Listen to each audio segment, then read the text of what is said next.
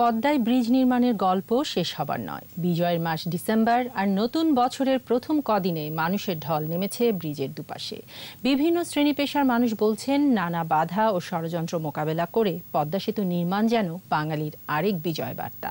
মুস্তাফিজুর রহমানের ক্যামেরায় আরও জানাচ্ছেন অখিল পোদ্দার।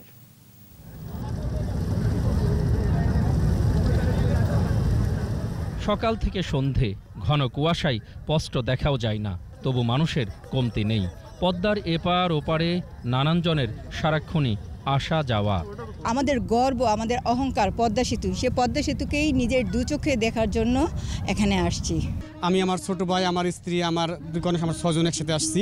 আমার বাড়ি রাজবাড়ি। মাওয়া সেতু দেখার জন্য আমার খুব উদ্গ্রীব ছিল। আমার ছেলে ওই আমাকে নিয়ে এটা দেখালো। দিনাজপুর থেকে আসছিলাম এই পদ্মা সেতু দেখার জন্য।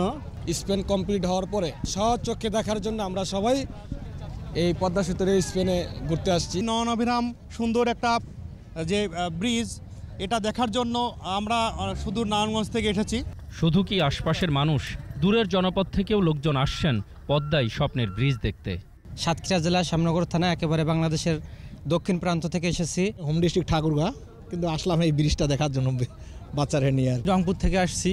এতদিন বিভিন্ন টেলিভিশনে দেখছি যে এই স্বপ্নের পদ্মা সেতু এখানে হচ্ছে, আজ এটা বাস্তবে রূপ নিয়েছে। ফেনী থেকে পদ্মা সেতু দেখার জন্য আসলাম ছেলেকে নিয়ে, অনেক ভালো লাগলো। সে ট্রলার দিয়ে ঘুরতেছে, কেউ স্পিরিট বোট দিয়ে ঘুরতেছে।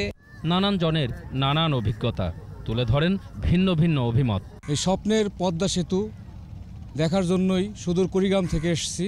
শুধু বাংলাদেশে না, এটা ইতিহাসে বিরল বিরল বিরল।